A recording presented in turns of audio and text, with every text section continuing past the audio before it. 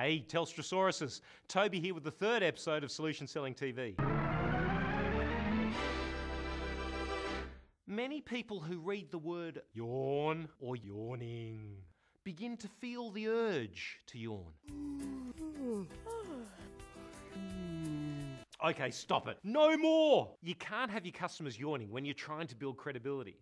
So how do you talk about how great you and your products are without your customers yawning? Well, here's a technique you can use to build credibility by actually disguising it. Have a look at this diagram. Let's say this dotted line represents 100% of the time you're speaking on a particular topic. Now, if you look at traditional environments of information delivery like, high school, TAFE, uni, Telstra product announcements, much of the time is spent delivering data, information, and lots of it. And while this is important, if you're lucky, you'll get an example. Now, what's the bit you remember? The example, right? Most of the other information gets lost pretty quickly. So why don't we use that more effectively? If you want to be more influential in your information delivery, make the example bigger. Tell a story. Just make sure the story has a key point to it. And the best type of story can be a reference or a case study. They'll remember the case study and your key point much longer than they'll remember the information itself. So here's a quick example, and it's got nothing to do with business. I remember a time when I was 9 years old and I was competitively swimming. And I remember that this was the first ever 800-metre race that I was going to. And I got to tell you, I'm panicking because I've never actually swum 800 metres non-stop before. So I'm there at the race, the starter blows the whistle, and I'm on the back of the block.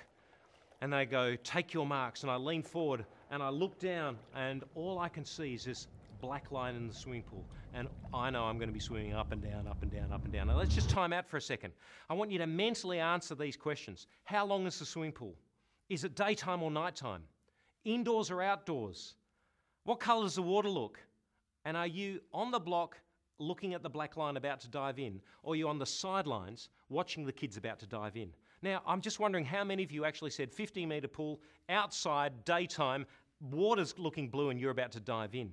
Now, if you notice, I didn't give you any of that information, but you filled it in with your own personal experiences. And your customer will do exactly the same. That's where the influence is. Now, it works really well, obviously, when you use a business example like a reference or a case study. Something like this. There's a real estate agent in WA who uses mobile technology in a way that's completely changed her business. It used to take her team ages to do property inspections and list properties, and now it can be as simple as taking a photo of an available property, adding a description and sending it immediately in an email to their prospective customers.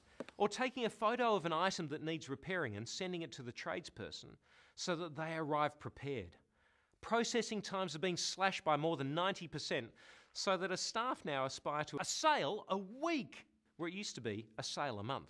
Or take the plumbing company, who's managed to take the hassle out of paperwork. Before, they used to fill out 4 different forms for each job, store them safely in their vans, and bring them back to the office. Now, with a tablet and an app, each plumber saves an hour a day. They say that's about $200 a tradie each day, and there's 11 of them. Plus, they've saved $40,000 on employing an admin officer. Can you see those examples in your mind's eye? You can do the same with any reference story or case study. Just choose one that's relevant to the customer you're talking to. Look, your customer will see themselves in the picture you're painting. And it even works on throwaway lines to build your own credentials. Just the words, I was involved in a project where we associate you with the success of the project. Disclaimer, you actually have to be part of the project. You can't make it up. Written, authorised by Telstra Legal, spoken by Toby Travanner. You don't have to say, I've been in telecommunications for 9 years.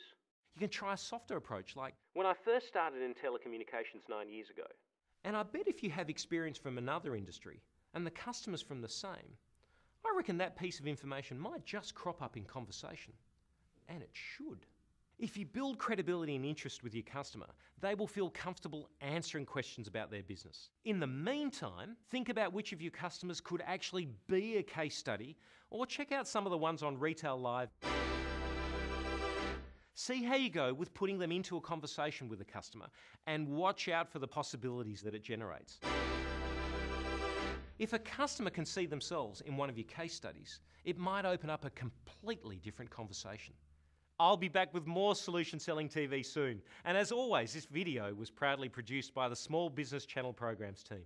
Happy selling, and thanks for watching. I've been Toby Travanner. Say hi to your customers for me.